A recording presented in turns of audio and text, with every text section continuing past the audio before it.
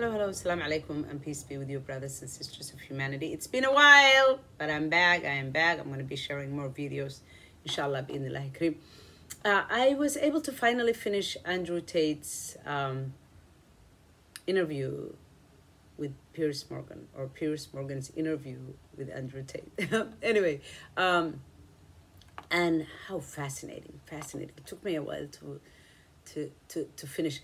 I don't know about you, but I'm really confused. I mean, I feel like he didn't want to answer any questions. I don't know why he was there. I mean, he was there to complain about being banned. I mean, and then he doubles down and triples down on why he was banned in the first place. Yet he cries about the fact that his words were taken out of context because it's only a few seconds were taken from his long-form narrative, and then this is what has been weaponized. Yet he refused, even when everything was read to him line by line, he refused to deny it, disclaim it, admit it. I mean, he was just, it's almost as if he's beholden to someone or certain groups. Maybe it's his business to disrespect women. I mean, here you have a man who sells the rhetoric of, in order for you to be a strong, tough, desirable man, you must become a provider and a protector. Protecting who are we protecting and who are we providing for? Little girls, young girls who basically are struggling and cannot provide for themselves. So we can take advantage of it because that's what it seems like.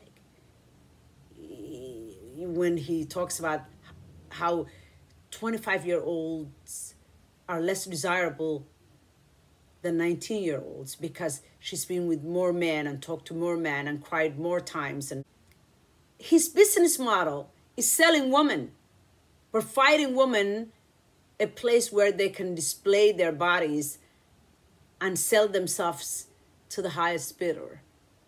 Does that seem like a man who wants to protect and provide for women? A man who wants to respect and honor women? Of course not. Because women have gone to school and have become independent and financially secure, now all of a sudden they can be choosy a little bit. They can marry or not marry. They can do whatever they want. Because it is what happens when human beings become free.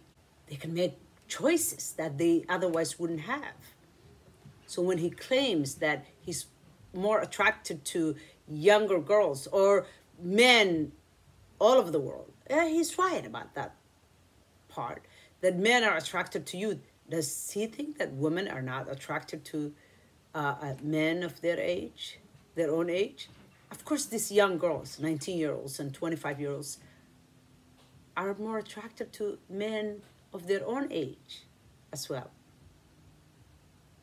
They go out maybe with older men only because they can provide for them, because they don't have choices. I mean, I don't know why men think that it's only them who are interested and who like and desire the finer things in life, or, you know, it's human nature to like new things. But women are secure in their womanhood, that they stick with their partners and are more faithful and more decent, if you will. They don't just go with their desires and just follow their you know what. So this is ridiculous. Now men are crying, literally crying, and claiming to be disenfranchised because women have choices. Women have choices. Now, as a Muslim, I do not claim to be a feminist. I know I am always labeled by my community to be a feminist. I don't claim to be a feminist. I am a humanist, if anything. I honor and respect the humanity of all of us. As a Muslim, groupism is not permissible. So I don't support one group or another. I support the rights and justice for everybody, as long as it's within the frame of Islam, obviously. But even if it's outside of the frame of Islam, then it's really not my business, as long as you don't infringe your choices on me and force it down my throat. Then we have an issue. But really nowadays we have womanhood and women in general being under threat, whether it's their womanhood being taken away from them, that we're not even allowed to claim womanhood anymore without competing with men who want to be women, or men insulting us. You gotta insult women in order for you to become huge nowadays. You'll even have women following you and admiring you. But what is mind-boggling is the fact that there are more Muslims who are admiring this person, Andrew Tate, a man who is doing everything that Islam came for, including protecting the rights of women, honoring women, a man whose business is selling women, creating platforms that sell women, a man who objectifies women. You have well-known brothers, Muslim brothers, who are falling all over themselves, asking him, begging him to come to Islam. What has he done to deserve to be invited to Islam? I know there are plenty of women who could benefit from Islam. I don't hear you inviting them to Islam.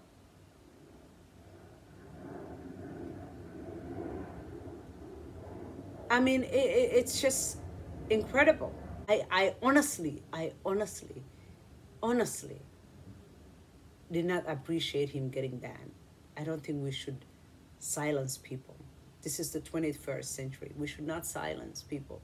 We should be able to say what we want to say, and we should be able to have a debate. But I can see how his rhetoric can be very, very dangerous for women.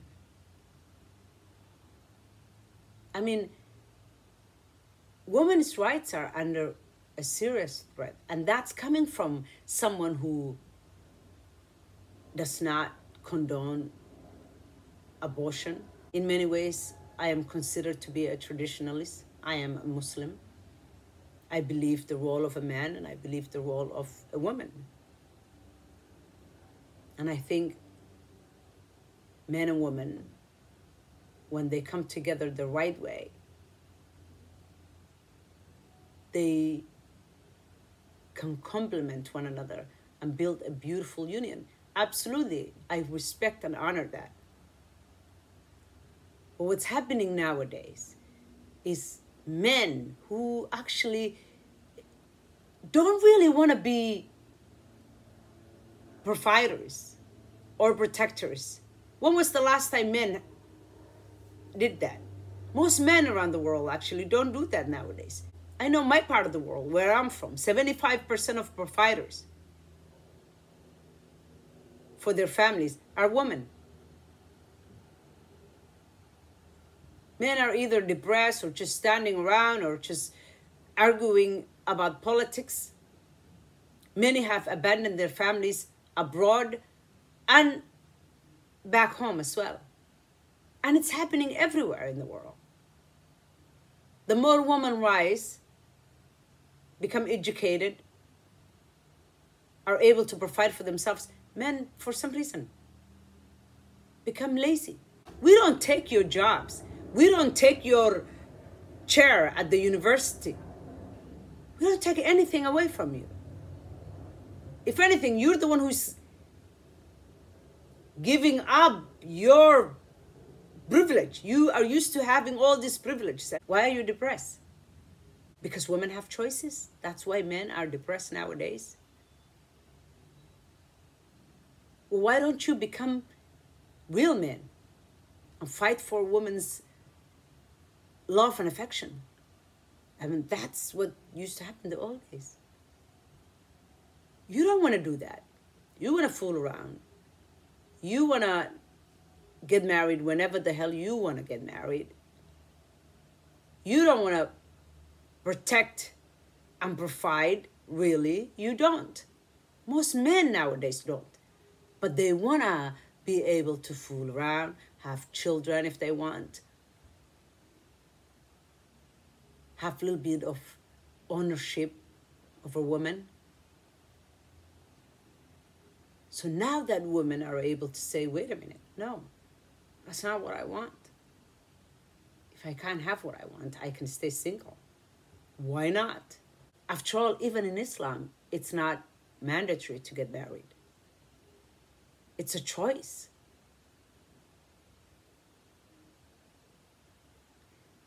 This is just unbelievable. And if you dare to say a word, you are labeled as a crazy, toxic feminist who hates men. That's not true.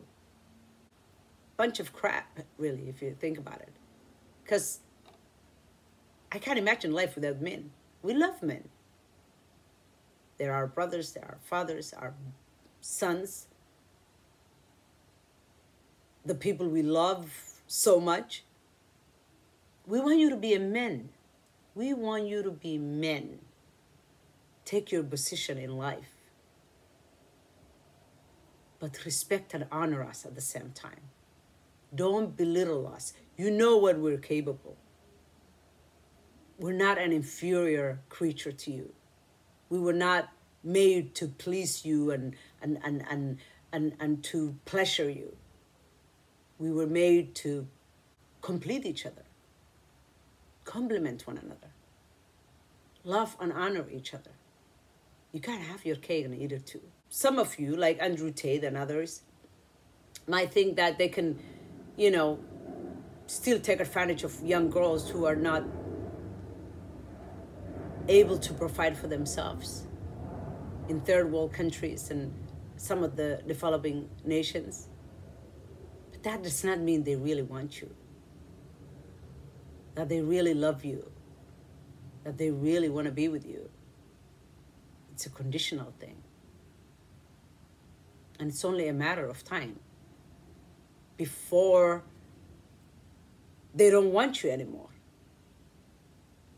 If women get old and get raggedy, so do men. Stop making us women feel inferior. We're not going to feel inferior anymore. We know what we're made of.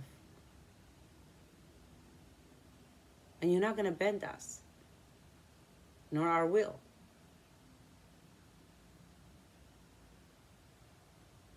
Thank you for watching.